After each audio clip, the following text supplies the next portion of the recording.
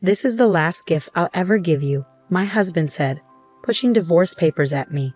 "I've decided to marry someone else, so thanks for being a money machine until now." The man I had been with for many years turned out to be a terrible person. This is the story of how I got my revenge. My name is Jessica, and I'm turning 50 this year. Tomorrow is special because I'll finally finish paying off a big debt. My husband, Lance, and I have worked really hard together. We got married 20 years ago when I was 30 and he was 35. He ran a liquor store he'd inherited from his parents after they passed away. I worked in an office. We met through a mutual friend and started dating, thinking about marriage from the beginning. I had one worry back then. What if Lance asked me to run the store with him? I was working as a financial consultant, advising individuals and businesses on insurance and investments. I was making good money for a 30-year-old and loved my job. I was also studying for a certification to advance my career when he proposed. He told me, "I know you've been working hard for that certification. I want to support you in any way I can. I have enough staff at the store so I can manage it myself. You should pursue your dreams." His words helped me decide to marry him. He seemed kind and supportive, always on my side. I really wanted to build a life with such a man. As we agreed, he focused on his business and I focused on my work. We thought our marriage was going well. About a year later, he went to work and I was enjoying a day off at home. While vacuuming under the bed, I saw a lot of papers. We had moved in less than 6 months ago, so I wondered why there was such a mess. I picked up a crumpled piece of paper and opened it. The bold header caught my eye. Reminder of payment. The total debt in Lance's name was $200,000. $200,000. Wait, it's not $2,000, is it? My head started spinning. Why did he hide such a large debt from me? I confronted him as soon as he got home that day. "What is this debt? What's going on?" "No, it's not what you think. It was left to me by my parents." The debt was not personal but tied to his liquor store. His parents had accumulated it, and when he took over the business, the debt came with it. It was secured by the land and the house we lived in, so he had no intention of renouncing the inheritance. I understood it wasn't his personal debt, but it couldn't be ignored. "But this is a payment reminder. Aren't you paying it back every month?" I asked. "I am, but sales fluctuate from month to month. Sometimes I can't pay them back during the slow months. I have to pay my staff first, so I asked the creditors to wait."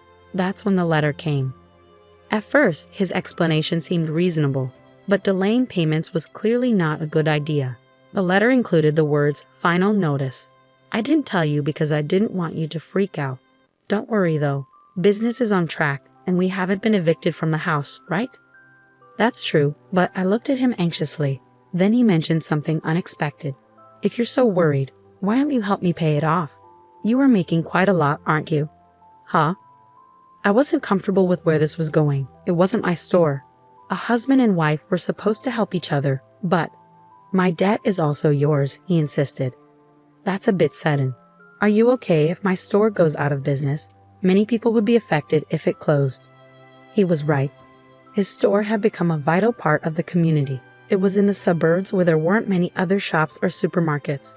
He sold fresh foods like meat and fish and even offered home delivery. I had visited the store several times, and it was always busy. Some customers had told me how grateful they were to have it in the neighborhood. "Please, honey, I'm working hard to keep the business going. Please help me pay off my debts." I respected how seriously he took his work and his dedication. I didn't want to see his store disappear. I didn't want that to happen. Being married means supporting each other, so if he was struggling, it felt natural for me to help. "Okay, I'll pay as much as I can from my salary every month. You can focus on managing the store." I could help with the finances, but only he could run the store. I was glad he trusted me to help. However, this was the start of a change in him. About 3 years had passed since I started taking on his debt. He often came home late. "What were you doing until this late? Were you drinking?" "I just had a few drinks with my customers." "Honey, did you make the payment this month?" For some reason, he sounded condescending. "I did last week." "Why?" "The store depends on you. You'd better keep paying on time." When he was drunk, he would give me orders. At first, I thought it was just the ramblings of someone who'd had too much to drink, but it started to bother me when it happened repeatedly. He acted like it was normal for me to handle his debt. By the way, Matt has a third kid now. I envy him.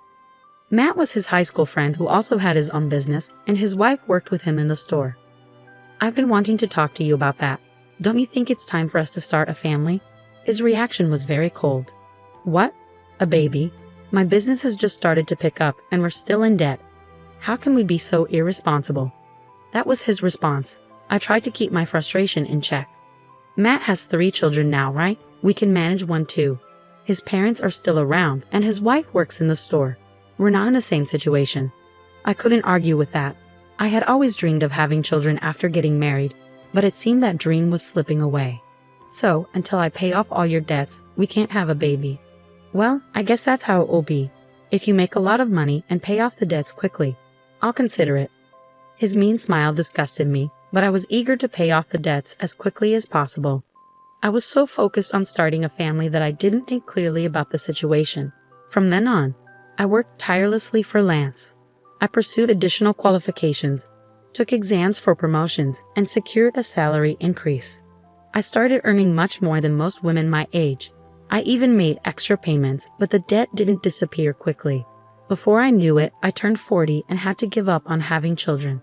I told myself I still had my husband, and that was enough. He depended on me, and I was willing to do anything for him.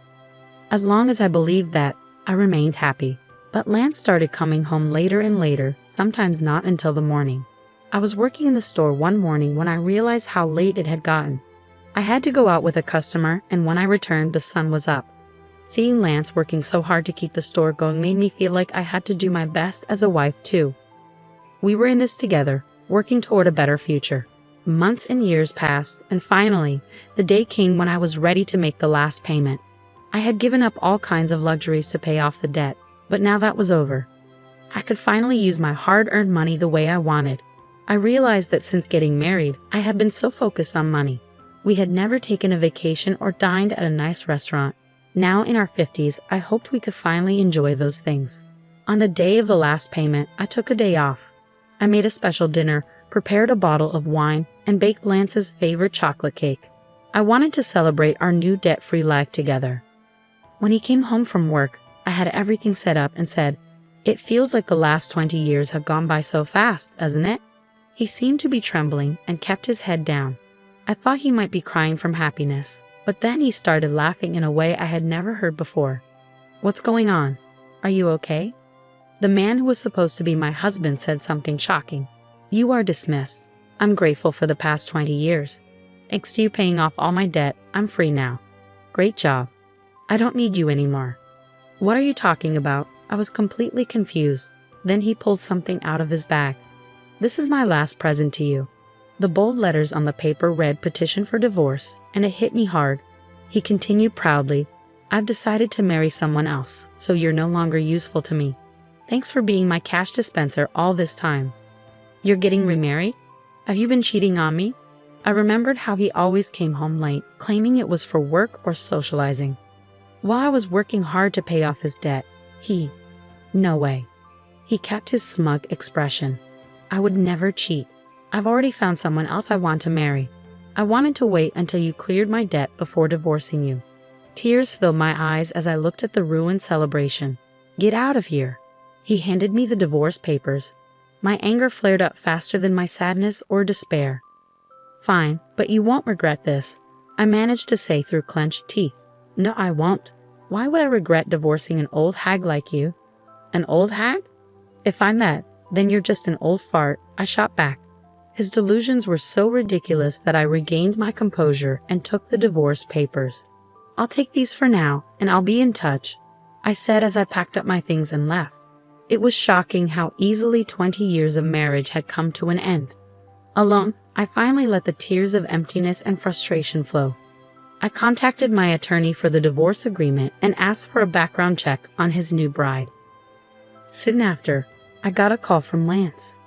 "Hey Jessica, what's with this document?" He sounded furious, and I could almost picture him fuming on the other end of the line. I stayed calm. "That's the divorce agreement. What's the problem?" "I know what it is, but why do I have to pay you back for this loan?" He sounded panicked and kept yelling, "This is crazy. This isn't right." He was upset about the part of the divorce agreement that required him to repay the money I had covered for his debt. This was supposed to be something you did out of goodwill, wasn't it? Why are you bringing this up now? What do you mean? I did it as your wife, but now that we're divorcing, it's different, I explained. Then the regret you mentioned is, he finally understood. When he asked for a divorce, my immediate thought was to make him repay the debts. My job involved dealing with various clients, including those with divorce and inheritance issues. Through them, I had connections with experienced attorneys. I consulted them right away. The total amount he owed, including the interest I had paid on his behalf, came to a little over $300,000. I was determined to get that exact amount back. That was all I was asking for. He must have realized how serious I was by my firm stance and by seeing the name of a well-known attorney on the document. He had thought he could get rid of his wife without any financial obligations, but he was completely mistaken. You know I don't have much money, he said. Well, why don't you sell the store to cover it? I suggested. If I do that, I won't have anything left. You're like Satan, he retorted. You're only 55. You could still find another job if you needed to, I pointed out. Give me a break, he snapped. My conversation with him was completely nonsensical. I wanted to hang up immediately, but there was one last thing I needed to ask. By the way, how's it going with your new bride-to-be? That's none of your business, he snapped. I couldn't help but laugh at his abruptness. Sounds like you're having a tough time. Good luck, I said as I was about to hang up. Wait, I decided not to marry her. We can start over, he begged. For some reason, he thought he could plead for another chance. I shouted my final words and hung up. Start over. Don't kid yourself. I don't want you. I had been married to this man for 20 years. I wondered if I looked even more foolish than he did in the eyes of others. I had genuinely respected him until the divorce. I had seen how hard he worked for the store and his customers, and I wanted to support him. 20 years later, I realized Lance was just a fool. The remarriage he talked about was nothing more than a fantasy. It all started when he flirted with a teenage university student who worked part-time at his store. You're so cute, Melissa. Will you be my wife? He asked her. She played along, jokingly saying, Well, I might consider it if you let me be a full-time housewife. The truth was, she never took him seriously. The idea of marrying a man nearly 40 years older was just a joke to her. When Lance kept pushing her to marry him, she was horrified. Her parents had to step in and get a restraining order against him. When I read the private investigator's report, I laughed so hard I almost hyperventilated. When Lance started coming home late, I thought he was just working hard. Little did I know, he was actually hitting on young girls at bars and strip joints. He would boast, I'm surprisingly popular with young girls. As a salesman, I have this easy-to-talk-to aura and get along well with them. I'm told I look younger. Don't you think so? The girls apparently found his comments cringe-worthy. He saw me only as a cash dispenser and had an inflated view of himself. In reality, he was seen as a joke and almost got in trouble with the police for being a stalker. It might have been better if he had cheated on me, but he couldn't even manage to have an affair. His real goal was to marry a younger woman because his friend Matt had a grandchild. Matt told me. As soon as he saw my grandchild, he said he wanted one of his own. I scolded him for saying that. You were paying off his debt, and I was very tough on him. But I didn't know he'd go this far. He was completely humiliated. I'm glad I didn't spend my golden years with him, I thought to myself. The divorce was finalized. Since the property division wasn't straightforward, he tried to negotiate for his benefit. But he gave up when he saw my well-known attorney. I was surprised how someone so gutless could stay in business for so long. He ended up selling the store to pay me back. Luckily, his employees had left him before he sold it, so they weren't affected.